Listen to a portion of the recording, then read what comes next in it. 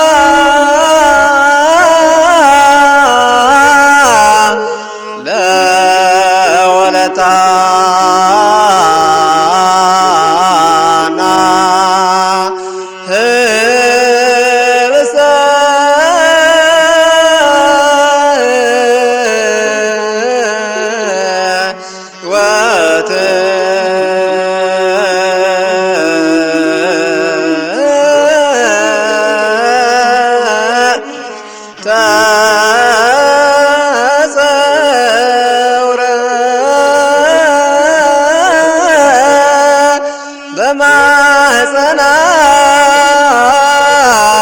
ጽዋ መድኃኒት ዛልቦ ነውር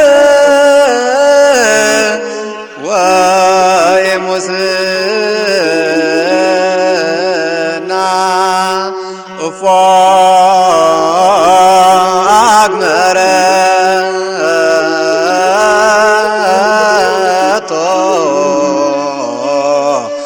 ንስት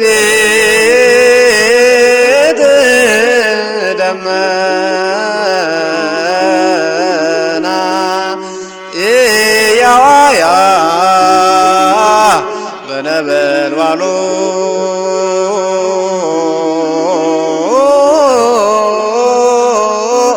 ወኢያደ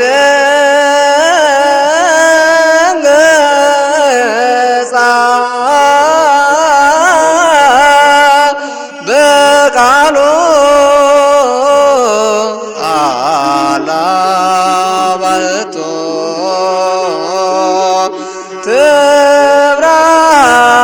ትብራረሰያ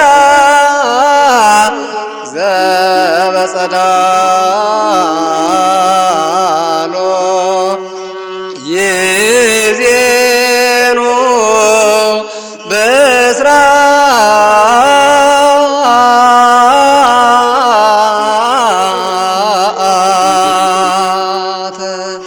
መላኮ ፈነወ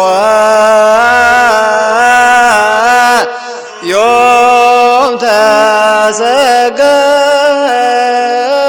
ተሰገወ በከመ ተዜነወ።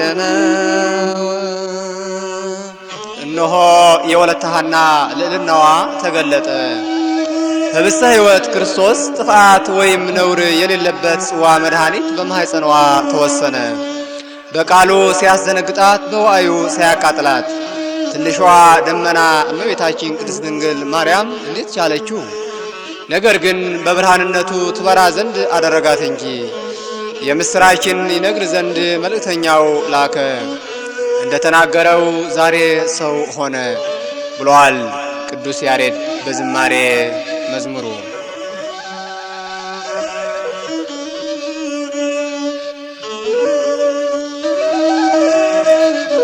መልአካዊ ሰላምታና ብስራት።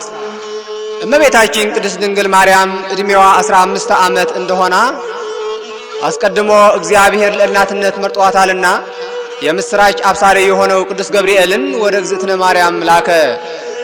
መልአኩ ቅዱስ ገብርኤልም ወደ እመቤታችን ቀርቦ ወይቤላ ተፈሥሒ ፍሥሕቲ ኦ ምልዕተ ጸጋ እግዚአብሔር ምስሌኪ ወቡርክት አንቲ እምአንስት።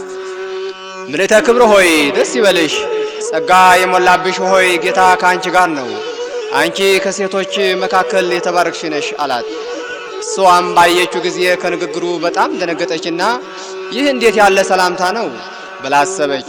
መልአኩም እንዲህ አላት፣ ማርያም ሆይ በእግዚአብሔር ፊት ጸጋ አግኝተሻልና አትፍሪ። እነሆም ትጸንሻለሽ፣ ወንድ ልጅም ትወልጃለሽ፣ ስሙንም ኢየሱስ ትይዋለሽ። እርሱ ታላቅ ነው፣ የልዑል ልጅም ይባላል። ጌታ አምላክም የአባቱን የዳዊት ዙፋን ይሰጠዋል፣ በያዕቆብ ቤትም ለዘላለም ይነግሣል፣ ለመንግሥቱም መጨረሻ የለውም። ማርያምም መልአኩን ወንድ ሳላውቅ መጽነስ መውለድ እንደምን ይሆንልኛል አለችው። መልአኩም መልሶ እንዲህ አላት፣ መንፈስ ቅዱስ በአንቺ ላይ ይመጣል፣ የልዑል ኃይልም ይጸልልሻል። ስለዚህም ደግሞ ከአንቺ የሚወለደው ቅዱስ የእግዚአብሔር ልጅ ይባላል። እነሆም ዘመድሽ ኤልሳቤጥ እርሷ ደግሞ በእርጅናዋ ወንድ ልጅ ጸንሳለች።